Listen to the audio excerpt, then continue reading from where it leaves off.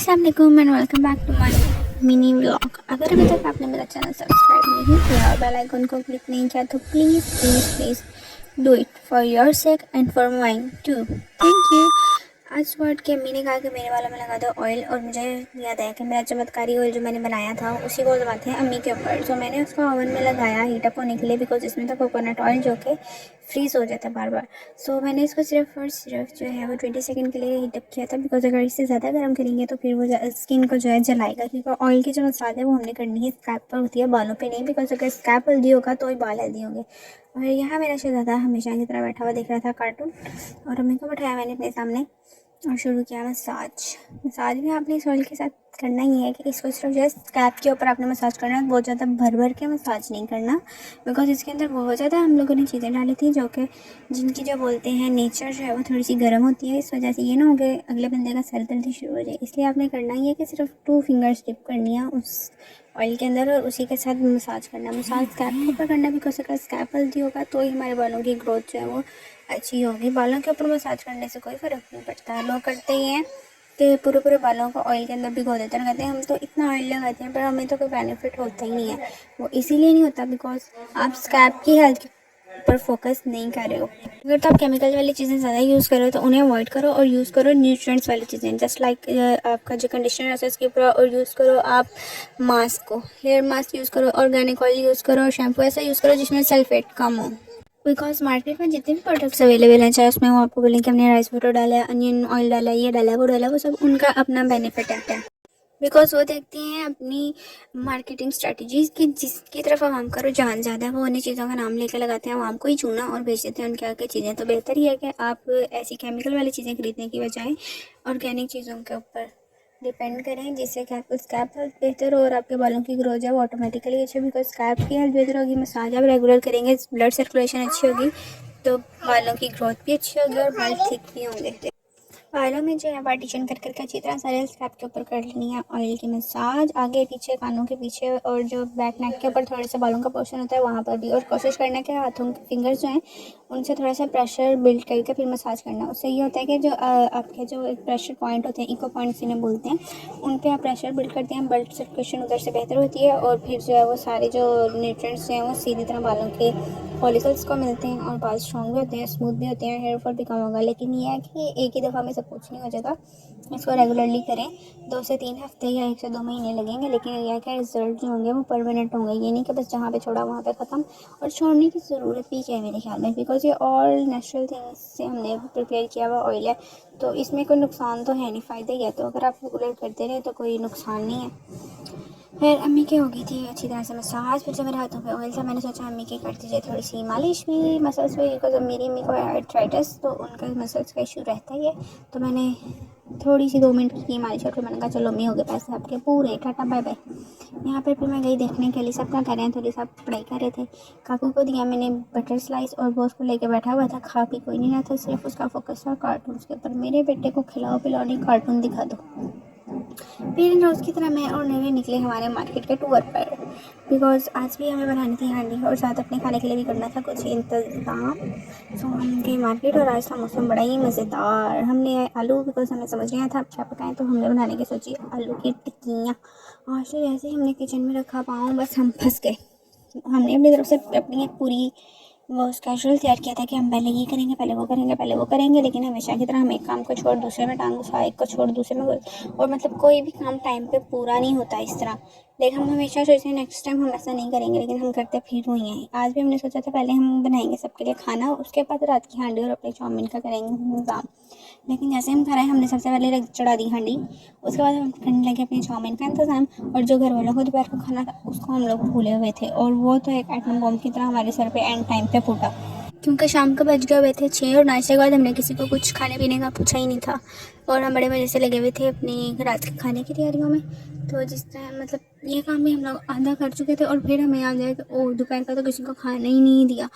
तो फिर इस काम को भी हमने निकाला साइड पे, और फिर बनाया सबके लिए दोपहर का खाना जल्दी जल्दी से। एक तरफ नूरी काम पे लगी हुई थी, वो तैयार करती है अपनी क्लब सैंडविच, और चाउमीन के लिए चिकन और वेजिटेबल, और दूसरी तरफ मैं मामा के लिए चावल बना रही थी और अली के लिए पराठा, बस इसी तरह ही होता है कि हम लोग दोनों काम स्टार्ट कर लेते हैं और फिर एक काम में एक बंदा घुसा होता है, दूसरे काम में दूसरा घुसा होता है और पूरा कोई भी नहीं होता, सारे काम लटकते रहते हैं। पता नहीं बस क्या करें, ये चीज़ हमारे कंट्रोल में है ही नहीं। हम जितना कोशिश करते हैं कि हम लोग एक क्या कहते हैं तरतीब से काम करें, उतना ही जो काम है वो सारे आपस में वैसा होते रहते हैं और हम लोग भी बस लगे रहते हैं और लगता है कि काम तो ख़त्म ही नहीं हुआ। आज तो वैसे भी मैं बहुत ज़्यादा एक्साइटेड थी बिकॉज जिसका मुझे पूरे साल से इंतज़ार था वो दिन आने वाला है, मेरे बेटे की बर्थडे जो कि है कल। तो मैं तो बस आज सारा दिन इसी खुशियों में लगी हुई थी कि आज का दिन निकाल लो। कल तो सारा दिन मैंने अपने बेटे की हैप्पी बर्थडे की तैयारियाँ करनी है बिकॉज मैंने से जाना था रूम उसकी बर्थडे पार्टी के लिए। तो मैं बस इसी चक्करों में खुशी लगी हुई थी और मैं किसी भी बात को सीरियसली नहीं लगी। बस मेरे दिमाग में एक ही खुशियाँ चल रही थी। एक सिंगल मदर के लिए ये बहुत ज़्यादा मतलब सिंगल पेरेंट और आपका एक बेबी हो और आपके लिए तो ये मतलब पूरी दुनिया की खुशी से ज़्यादा खुशी होती है कि आप अपने बेटे की खुशी के लिए, अपने बच्चों की खुशियों के लिए कुछ कर रहे हो। तो बस मैं भी वैसे ही खुशियों में मगन किसी भी बात को ना सीरियस लेते हुए लगी हुई थी वजह से। और सारा दिन हम लोग काम करते करते जो नूरी के साथ मैं ये प्लानिंग करी थी कि हम कल ऐसे करेंगे, हम कल वैसे करेंगे। और वो भी कहती है हाँ ठीक है बहन, अभी का काम तो ख़त्म कर ले। फिर हम लोग बनाने लगे क्लब सैंडविच और नूरी जो है वो यहाँ पे थोड़ा 70 सा के डाल दी थी मायनीस। और मैंने उसको बोला बहन इस तरह कैबेज जो है वो मिक्स होने वाली थी, थोड़ी सी और डाल। और वो फिर रहती थी और एक कतरा डाल के फिर चल देती थी और मैं इसे मिक्स करती थी। और वो फिर 2 मिनट बाद मैं उसकी शक्ल देखती थी कि बच्ची ये देख ले ये नहीं मिक्स हो रही, डाल दे। और वो फिर आके एक कतरा मायनीस डाल के फिर कहती थी हाँ बस काफ़ी है, हम ज़्यादा फैटी चीज़ें नहीं खाते, हम तो बहुत डाइट कॉन्शियस हैं। और मैं कहती आहो होती, इसलिए रोज़ हम जो है वो इतना कुछ डाल डूल के चीज़ें बैठ के खा रहे होते हैं ना कि बिकॉज हम डाइट कॉन्शियस साइड पर करके हम डाइट पर फोकस करते हैं। इसलिए हम लोग रोज़ कोई नई आइटम बना कर बैठे होते हैं। सैंडविच बनाने के बाद हम लोगों का जो था दूसरा काम वो था फिर चाउमीन बनाना बिकॉज हम लोगों ने भी दोपहर को कुछ नहीं खाया हुआ था, हम सारे काम उल्टे पुल्टे कर रहे थे। तो हम मिक्सअप कर चुके हुए थे सब कुछ, इसलिए पहले हमने सैंडविच का जो बैटर है मिक्सचर वो बना के रख लिया। फिर अपनी चाउमीन को रेडी किया खाने के लिए क्योंकि हमें बहुत ज़्यादा शदीद वाली भूख लग रही थी और हम लोग कामों को मिक्स करने के चक्कर में, काम लटकाने के चक्कर में बैठे हुए थे। इसलिए बस आज का दिन तो बहुत ही मिक्सअप गुजरा हुआ था बिकॉज मेरे सर पे तो खुशियाँ सवार थी आने वाले दिन की। तो मैं भी सारों को मिक्स करी जा रही थी, सारे कामों को मैं मिक्स करके बस जो है ना वो करी जा रही थी। यहाँ पर जो है वो अम्मी के राइस भी तकरीबन पक चुके थे, आलू जो हम टिक्कियाँ बनाने के लिए बॉईल कर रहे थे वो भी ऑलमोस्ट हो चुके थे। नूरी साथ साथ जो है वो मैं एक काम छोड़कर दूसरे में पूछती थी, नूरी फिर जो मेरा छोड़ा हुआ काम होता था उसको पूरा करने लग जाती थी ताकि सब काम जो है वो साथ साथ ख़त्म कर लें हम, क्योंकि अगर हम काम लटकाएंगे तो दूसरा भी साथ ही लटकेगा बिकॉज हम 4-5 काम एक साथ छेड़ के बैठे हुए थे। इसलिए जल्दी जल्दी से हम दोनों ने सारे काम ख़त्म किए। वैसे लड़कियों की भी क्या लाइफ होती है ना, जितना भी आप पढ़ लो, जितनी भी एजुकेशन हासिल कर लो, जितने भी आप डिग्रीज ले लो, लेकिन एंड पे करना अपनी हांडी रोटी है। पहले मुझे ये बात अजीब लगती थी लेकिन अब मुझे समझ आती है कि वाकई सब सही कहते हैं, लड़कियों को ये काम भी आना चाहिए। सो सीख लिया हमने भी ये काम सब कुछ करने के बाद। मुझे फटाफट से चिकन भूननी थी और मैं जो है वो पोटैटोस को पील ऑफ करने लगी थी और मेरा बेटा बीच में आके अपनी फरमाइशें मुझे बता रहा था। खैर लाइक अदर टिपिकल जैसी मदर्स कभी कभी मैं भी अपने बेटे के ऊपर शॉर्ट आउट कर देती हूँ, लेकिन फिर मुझे ख्याल आता है कि वो उस बेचारे के पास तो अकेली मैं ही हूँ, तो फिर बस कंसोल कर लेती हूँ खुद ही को, क्योंकि सिंगल पेरेंट होना हमारी सोसाइटी में कोई आसान काम नहीं है। आपके ऊपर बहुत ज़्यादा प्रेशर रिस्पॉन्सिबिलिटीज़ होती हैं। सो उसी तरह मुझ पर भी ये चीज़ अप्लाई होती है कि मैं अपने इमोशंस, अपना एंगर मैनेजमेंट ठीक से नहीं कर पाती और उस बेचारे के ऊपर सब कुछ निकाल देती हूँ, लेकिन फिर मैं कंट्रोल करती हूँ, खुद को संभालती हूँ और फिर उसको भी संभालती हूँ। सो सारा दिन हम माँ बेटा ऐसे ही टॉम एंड जेरी की तरह लगे रहते हैं। और ये चैनल स्टार्ट करने का भी मेरा जो पर्पस है वो यही था कि मुझे एक तो है कोई मसरूफियत मिले और दूसरा है कि मेरा चैनल अगर वाकई में सक्सेसफुल हो जाता है तो मैं इंडिपेंडेंट हो जाऊँगी अपने बेटे के लिए। तो आप लोग भी इस पर्पस में मेरी हेल्प कर सकते हैं मुझे सब्सक्राइब करके। So I will be very thankful to you if you guys do this for me and for my son. जज़ाकल्लाह। खैर यहाँ पर बाकी बातें हम छोड़ने और आते हैं तुक की बात के ऊपर।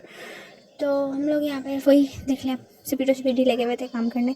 हमारा चाउमीन जो है वो तकरीबन तैयार हो चुका था, तैयार होने चुका था, हम लोग कर रहे थे और एक तरफ मम्मी के चावल बन रहे थे। और वैसे जिस काम की आपको जितनी जल्दी होती है ना, मैंने ये चीज़ आजमाई हुई है अपनी लाइफ में कि वो काम उतना ही लटकता जाता है। मुझे इतनी जल्दी थी कि मैं ये चावल जल्दी से पका के अम्मी को देता हूँ बिकॉज उनकी तबीयत ख़राब हो जाती है अगर टाइम पर खाना ना हो तो।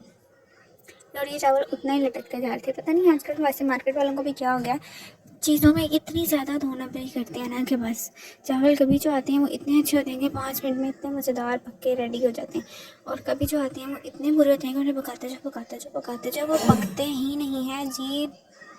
सख्त किस्म के प्लास्टिक के चावल लगते हैं मुझे तो, वो जो पकते ही नहीं है। और ये भी चावलों का वही हिसाब था कि मैंने पकाई जा रहे थे और ये पकने में ही नहीं आ रहे थे। फिर इतनी देर मैंने सोचा कि जल्दी से जो अली के लिए मैं रोटी बना दूँ, बिकॉज वो बेचारा भी बैठा इंतज़ार कर रहा था, वो नमाज़ भी पढ़ के आ चुका था और मैंने उसकी रोटी भी बनाई थी, जबकि मुझे काफ़ी देर पहले कह के गया था कि मेरे लिए खाना बना देना। तो मैंने जल्दी जल्दी जो है वो उसके लिए पराठा बनाया, और नूरी दूसरी तरफ मम्मी के चावलों को पकाने की अनथक कोशिशों में लगी हुई थी, जो कि पकने में ही नहीं आ रहे थे। पता नहीं क्या मसला था इनके साथ। अली का पराठा भी पक चुका। उसको खाना देने के बाद अब बारी आनी थी हमारे अपने खाने की, जो कि हम खुद भी इसको लटका के बैठे हुए थे, बिकॉज पहले हमने रख दी थी हांडी, जो कि हम एंड भी कर सकते थे। वो इतना मुश्किल काम नहीं था, सिर्फ आलू की टिक्की तो बनानी थी, लेकिन हमने सबसे पहले उस काम को छेड़ लिया जिसको हमें करना था एंड के ऊपर। तो सब कुछ हो गया उल्ट पुल्ट। खैर जल्दी से सबको दे देते खाना, और इसके बाद आएंगे अपने उन अधूरे कामों पे जिनको हम दूसरे कामों के चक्कर में छोड़ के बैठे हुए थे। खुद भी हम लोगों ने खाना खाना था। बस मेरा तो आज का सारा जो टॉपिक है ना, मेरा तो बस इसी चीज़ पे घूम रहा था कि मेरे बेटे की कल बर्थडे है। माशाल्लाह से मैंने ये करना, मैं बहुत ज़्यादा एक्साइटेड थी, बिकॉज लास्ट ईयर ये हुआ था कि मैंने उसके बर्थडे की पूरी प्रिपरेशन कर ली थी। मैं डेकोरेशन का भी सारा सामान लेकर आ चुकी थी, केक का भी मैंने ऑर्डर दे दिया हुआ था, लेकिन on the moment and time पे ये वक्त मेरे बेटे को हो गया था बहुत सख्त किस्म का वायरल इन्फेक्शन, और वो 3 दिन हॉस्पिटलाइज रहा था। तो वो उसकी बर्थडे भी उसी मतलब हॉस्पिटल के चक्कर काटते काटते में ही गुजर गई थी, और मैं बहुत ज़्यादा फेडअप थी कि मतलब मेरे बेटे की बर्थडे सेकंड बर्थडे थी और मैं उसको सेलिब्रेट नहीं कर सकी। मुझे सच बहुत ज़्यादा गिल्टी फील होता था, और मतलब पूरा साल मुझे जब ये चीज़ याद आती थी कि मेरे बेटे की जो बर्थडे थी सेकंड में ऐसे सेलिब्रेट नहीं कर सकती, तो मुझे अजीब महसूस होता था। तो लेकिन शुक्र अल्हम्दुलिल्लाह अल्लाह पाक की ज़ात का बहुत शुक्र है कि इस दफ़ा अल्लाह पाक ने करम किया और मैंने अपनी बेटी की बर्थडे की प्रॉपर तैयारियाँ कर ली। और शुक्र अल्हम्दुलिल्लाह कि इस मेरे बेटे की जो सेहत है वो पहले से बेहतर हुई है। अल्लाह ताला उसको सलामत रखे मेरे साथ, बिकॉज मुझे जो जीने का सहारा है वो तो मुझे मेरा बेटा ही नज़र आता है। वरना मैं अगर अपनी ओवरऑल लाइफ देखूँ तो फिर मुझे बहुत ज़्यादा जो है ना डिप्रेशन होने लग जाता है। लेकिन जब मैं देखती हूँ अपने बेटे की तरफ तो शुक्र अल्हम्दुलिल्लाह मुझे एहसास होता है कि नहीं, मुझे जीना है, मुझे इसकी खातिर जीना है, मुझे फाइट बैक करना है, मुझे गिव अप नहीं करना। तो बस इसी चक्रों में जो है, इसी सोचों में जो है वो आज का सारा दिन भी मैंने गुजार दिया कि मुझे तो करनी है कल की तैयारी। और मैं खुशी खुशी हवा में नाचती जा रही थी और कहती जाती हैप्पी टू टू टू टू अपने बेटे को। बार बार मैं उसको पकड़ती थी, गले लगाती, फिर कहती अच्छी हैप्पी टू टू टू टू, अच्छी की हैप्पी टू टू टू टू। मुझे कहते थे माँ बस कर दे, और मैं कहती थी अच्छा ना ठीक है। और बस एक माँ की खुशी होती, बच्चे नहीं समझ सकते, जब खुद माँ बनता है ना इंसान तब समझ आती है।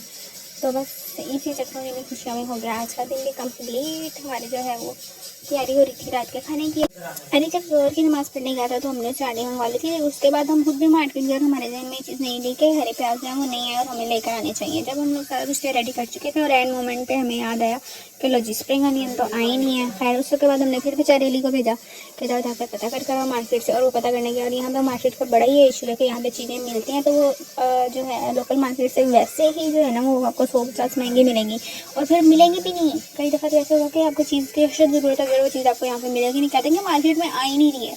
तो यही आज हमारे साथ हुआ कि हमें स्प्रिंग अनियन नहीं मिले। और फिर हमने क्या किया कि हमारे पास जो सादे अनियन पड़े हुए थे हमने उन्हीं को लिया और छोटा छोटा ब्रिक ब्रिक चॉप करके जिसमें ऑमलेट में डालते हैं वो करके हमने डाल दिए अपनी टिक्कियों के अंदर। और जो नूरी है वो काट रही थी ग्रीन चिलीज़ और कोरिएंडर ताकि वो पका सके इसको पीठी के अंदर, जब वो अच्छी तरह से डाल सके। और मैं अभी भी हमेशा की तरह नहीं, यानी कि काफ़ी देर से जो है वो अम्मी के चावल बनाने की तैयारियों में लगी हुई थी। ये देखें, ये हमने धनिया काटा था बारीक बारीक, हमने थोड़ी सी कैबेज पड़ी हुई थी वो भी डाल दी, अनियन भी डाल दिए और ग्रीन चिली भी डाल दी। और इसके बाद हमने इसमें डाला था नमक, ब्लैक पेपर, थोड़ी सी रेड चिली और बस। और फिर इसको अच्छी तरह मिक्सअप करने के बाद इसकी पीठी से जो हमने वो टिक्कियाँ बना ली थी। मैश तो हमने आलू को मैशर से किया था, बिकॉज हाथ से करना बहुत मुश्किल हो जाता है, बीच में मोटे मोटे चंक्स रह जाते हैं जो कि बाद में तंग करते हैं। और मैं यहाँ पे मज़े से बार बार खाती जाती हूँ। नूरी को कहती यार नमक कम है, यार मिर्च कम है। इसके बाद मैं भाग गई मार्केट, बिकॉज जो अशर के लिए हमने लिया था सरप्राइज़, उसके ऊपर हॉर्न नहीं था। मेरे बेटे को म्यूज़िक वाली चीज़ें बहुत पसंद है तो हम लेकर आए उसके लिए हॉर्न। और फिर चलते चलते मुझे नज़र आ गए कि बूट, और मैंने अपने बेटे को लालच दिया कि मैं तुझे लाइट वाले बूट लेके देती हूँ और तू शूज़ पहन ले, बिकॉज वो शूज़ पहनने के मामले में बहुत ही ज़िद्दी है, ना शूज़ पहनता, ना कैप पहनता, ना जैकेट पहनता। तो मैं उसको लालच से दी थी यार इसमें से लाइट जलेगी, म्यूज़िक आएगा, तुम पहन लेना। और उसने फिर भी नहीं पहने। खैर मैंने ये वाले शूज़ लिए। उसके बाद हम बाहर के घर आए और घर आके हमने की रात के खाने की तैयारी। ये जो टिक्कियाँ हमने बनाई थी ये हमने कर दी फ्राई।